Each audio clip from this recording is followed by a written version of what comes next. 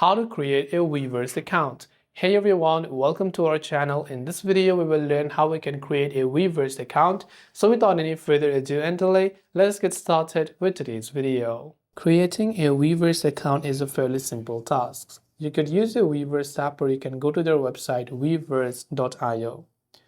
When you go there, tap on the three lines from the top left of the screen, and normally you can just see the login button over there. So what you want to do is just tap on that little login button that you see.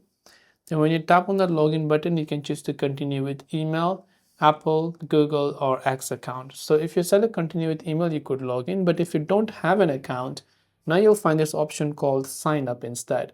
So you have to tap on the sign up button and you can choose to sign up with email, Apple, or Google.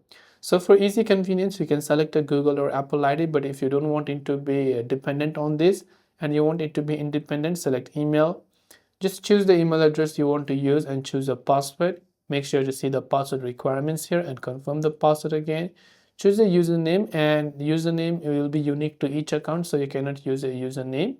But you can still change it later, but make sure to choose a good one now, and you can tap the next button to confirm with the other changes.